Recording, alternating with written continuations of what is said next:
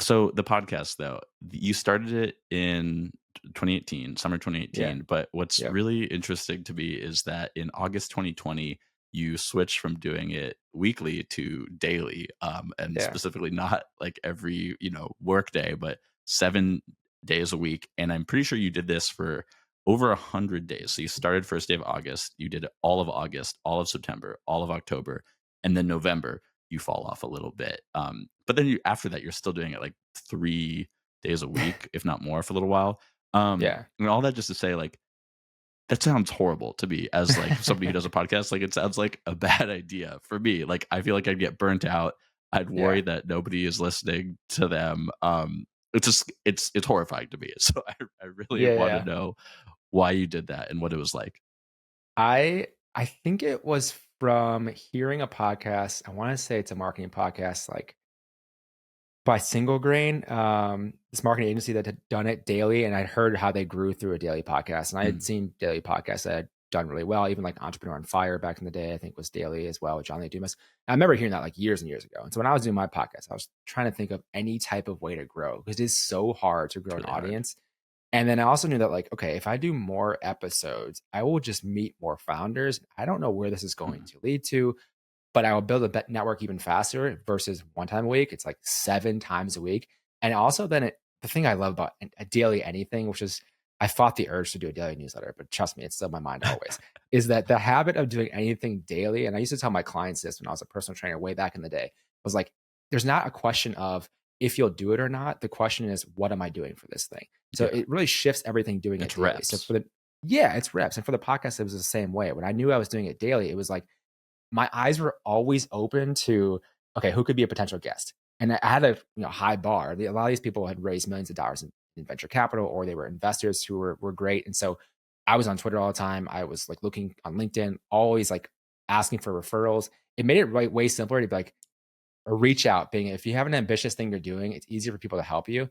So Mhm. I would reach out to people and be like, hey, I'm doing this daily podcast. I need guests all the time, but they have to be great. Do you know one or two people? And I They're like would volunteering for the constantly ask. phone-a-thon almost. Yeah. And Yeah. people would be like, oh, I'll definitely help you. You're doing what? That's insane. How are you doing that? But then if it is insane, people give you more help because they're like, oh, it's more ambitious that you're doing this thing. Yeah. So It's that's not like why. if you're, like, biking across the country, it's, like, way easier to get strangers to let you, like, sleep in their yard or their house other than being like, "Oh, I'm, like, Yeah. biking across town. Can I stay at your house tonight?" It's like, "No."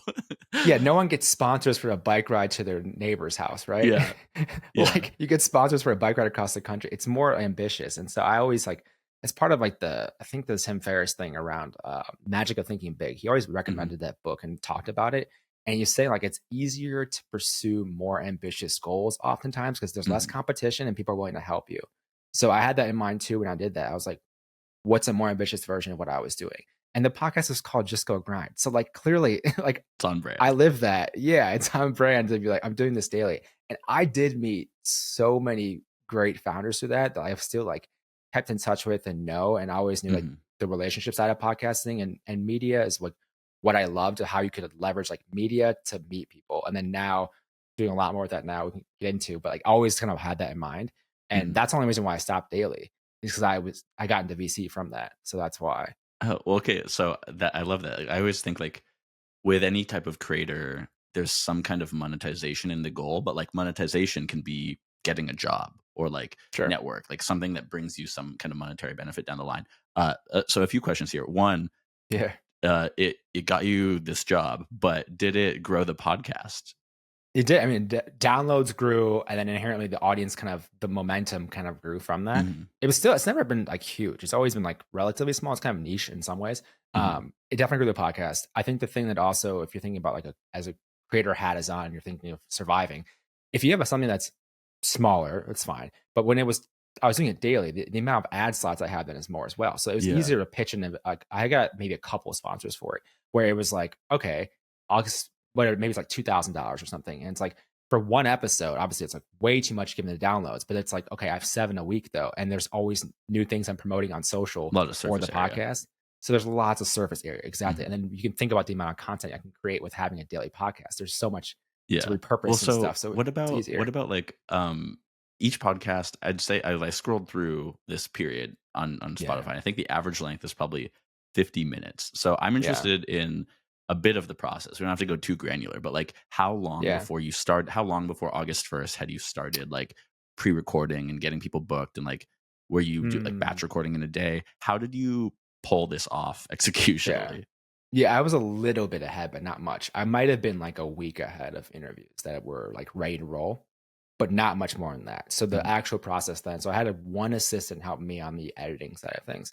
Um, I did a lot of it myself in the early days, but I did have someone help me after a little bit. But I had maybe like seven episodes kind of ready to roll, so I had a little bit of like leeway, and then I would just batch as many as I could in a week. And so, I mean, the most I did was maybe like 4-ish or 5, maybe. I think it was 4 in a day, Wow. and that's a lot of, like, How mental space Yeah, to be wait, able to how pull that long like off. how many hours would you spend per episode in terms of like research, recording, prep, etc.? It varied. So, normally for that, it was, like, hours and hours of research. Still, like, I do deep dive research Yeah, for it's your these, thing. deep dives yeah, I think you have to be prepared because what happens is, so many times I get, guests that would come on, and they would I love it when they say, like, "Oh, I didn't like, you did your homework, or you did your research, or you Yeah. really" that makes it stand out, and there's a reason for that, and I can get into that too, but it's a whole process for, like, if you do a good job with that, and they have had an amazing experience, and part of that is the research you did beforehand. Remember, I was doing it daily. I needed recommendations from every guest. So what I would do at the end of the episode is I would always ask for a recommendation to another potential guest. And if Smart. I did my homework and did it better in that episode, they're more likely to give me another referral to other good guests. And these are people who like at the time I didn't have a network that was too huge. So like being able to refer to other like vetted kind of like venture back founders who had raised a lot of money or like who are hard to reach if I just cold outreach to them, I needed those recommendations, so that Yeah. was helpful. So there was like hours of research for each one. So to do 3 or 4 in a day, that means I was doing research on each one before then to prep. So like it was at the most it was probably like 10 or 15 episodes in like a week I would do. Jeez. Yeah, That's but insane. constantly ongoing, just you have to be ready to roll. And that Yeah. was like you said, 100 days. So like 3 months, 4 months of that. I I again, like, to me, that's I would not do that personally. That's just not something I would do. I don't recommend it Did necessarily either. would you do it again, or, like, would you recommend people do that, or, like, would you recommend people do a similar thing in a different way?